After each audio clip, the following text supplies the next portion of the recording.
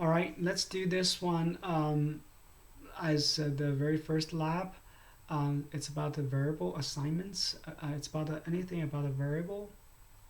So the first part is the variable rules. So what are the rules? Recall in the lecture part, we actually said there are three rules. It has to be satisfied to name a variable. The very first one is that this variable name can only consist of letters, numbers, and underscore. That's the only three types. You cannot start with a number. It cannot be a reserved keywords. So like any of other characters, all the special characters are not allowed anywhere in the name. The only one is can be have is just underscore. Um, so the best practice is under this link. You can click this link.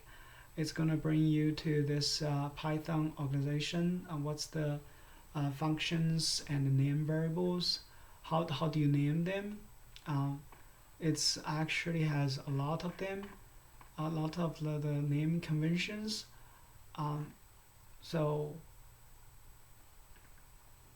the name convention number one is um, you are going to make the name describe names like A or B are single uppercases. Those are not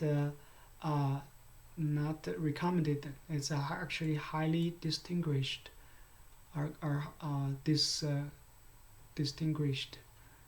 Um, so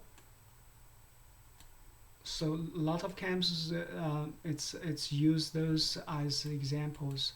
So this is a capitalized word. This is all uppercases. This is uppercase.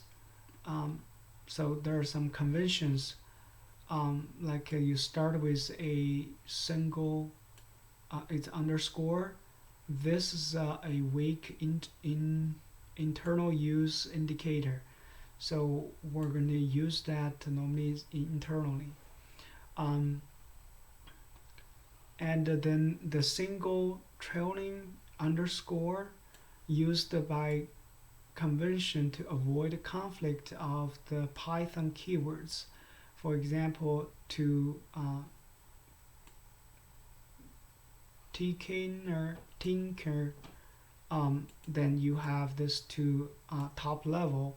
So you have this one. You can differentiate it with a underscore, and the when name a class attributes with double underscore, um, you can use class attributes. Um, so when you have this double underscore and ending as double school, this is a magic objects or attributes that live in user controlled namespace. So those are some magic objects. Okay, some so never invent such names. Only use them in as documented. So don't use underscore in init then double underscore then double underscore import double underscore or file, because those has a special meaning. Those has a convention. It's not going to give you an error, but this is just about the convention. Um, so some names you gotta avoid, like character I or O or I uppercase letter I, right? Um, so you also gotta be careful about ASCII compatibility, and class names normally will be use cap words convention, that capitalized words convention. The package and module names normally are all lowercase names. Okay, the type variable names, um, the names of type variables should normally use the cap words, preferring short names. So those are good examples, right? Cap and cap names use the underscore. So this is the means. This is an object of TV tab variable, and a TK control. Exception names uh, should be classes. The class name convention applies here. That means it's going to be cap words. It's going to be cap words. Global variable names. Global variable names. It should be same as those function names. Function and variable names. Function names should be all lowercases, with words separated by the underscore, as necessary to improve the readability. Variable names follow the same convention as function names. Mixed case is allowed only in context where already has prevailing styles. Um, so, and the function and method arguments always use self as the first arguments to the instance methods. Always use CLS to use the first arguments to the class methods. And methods names and instance variables. Methods names and instance variables. The function names use the function naming rules, all lowercases with words separated by the underscores, and instance variables normally use one leading underscore only for non-public methods, and avoid name clashes with subclasses. Use two leading underscores to avoid the Python's name mangling rules. And for constant values, the constant values are used to define in a model level, writing in all uppercases. So constant values are all in uppercases. Designing for inheritances. So if you have inheritances, you got to have something like it should be always have public or non-public. So again, there's quite a few rules I want you actually read through, because right now at the beginning you probably don't understand some of the rules, but that's okay. You're going to revisit it in the future. So there are so many different rules. So I'm gonna skip right there for now, but keep in mind for this variable naming, there's a certain convention. In the class we didn't go to very detailed, but here is a good example. So you use the pep8 for the name convention, and avoid use the Python built-in keywords like list, str, or print, right? Avoid use the single characters like L, lowercase letter L, or 0, uppercase O, right? It's like 0, because 0 and this is like 1, this is like 0. It's very hard to differentiate them. So try not to use them, because people can get confused with 0 and 1s, even you are thinking you are using letters. The next one we're going to practice is called dynamic typing. So when we have the Python, we can actually have dynamic typing. For example, earlier in this one, I am assigning an integer to a variable, right? And number 2. If I run this one, you're going to see my dog's value is going to be number 2, right? So if I run this one and this one, you're going to see the output will be number 2. So you got to execute one by one, and then you're going to see the output is number 2. Well, dynamic typing means earlier my data type for this my dogs is number 2. Now my dogs is assigned to a list. This is called a list. It's a different type, but it's gonna show this one dynamically change to a new type. So we're gonna have this new type, and then you can see the code. This becomes a new type.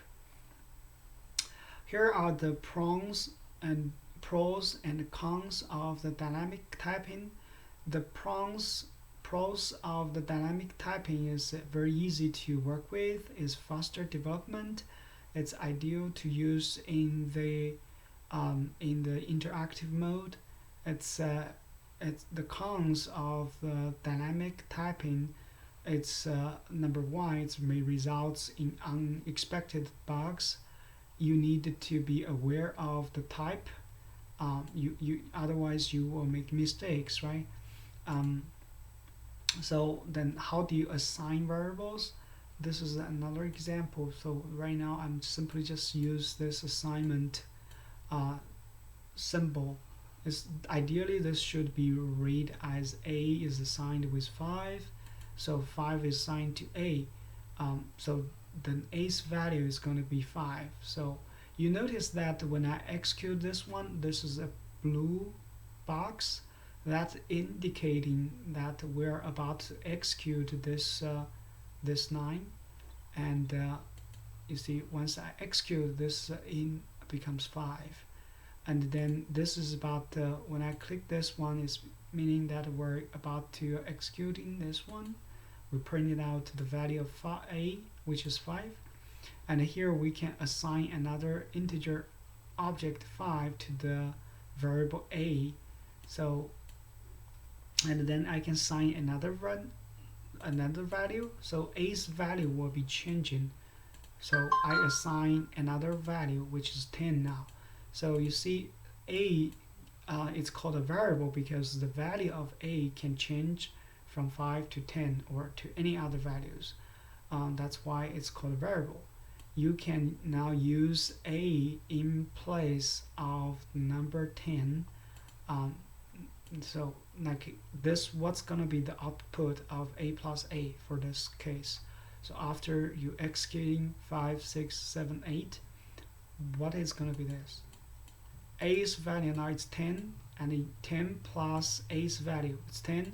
10 plus 10, which we expecting 20, right? We expect 20. That's exactly what we get.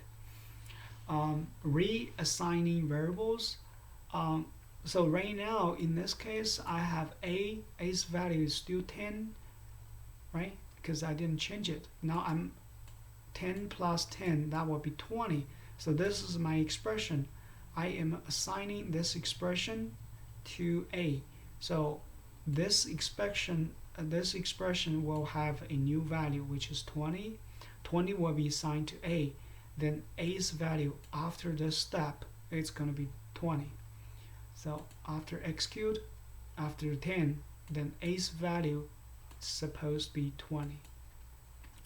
So, and then we can use reassignment.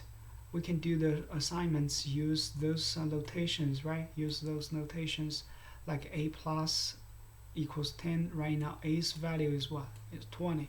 20 equals 20 plus 10. That will be 30. So after this execution, A's value is supposed to be 30. So let's try that. So now A's value is 30. And then you do this one, 30 plus equals 2. What's A's value is gonna be? Think about it. Okay.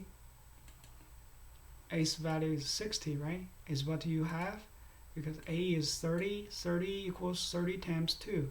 That will be 60 assigned to A. So A's value is going to be 60. Next one is determine the variable type with the type. Sometimes when we have a variable, I don't know what is the type, right? I don't know what's the type of A. Like in this case, I can simply use the type and then parenthesis A. I can find what's the type of A. That's integer. And then in this one, I am dynamically assign A with another type. So now I am typing type A. Now it becomes a tuple. Tuple is another type of data. So a simple exercise for this one will be I am going to do a simple calculation. So we're going to find what's the taxes, right? What's the taxes? So go ahead, think about it. What's the outcome is going to be, and then execute your own code. Find what the answer is. So 100 is assigned my income. Tax is 0.1, and the taxes now is assigned by the calculation of my income multiply my tax rates. So 100 times 0.1, my tax is going to be 10. Am I right? So you are expecting 10, and it's a floating number. Okay, that's the lab for the variable assignments.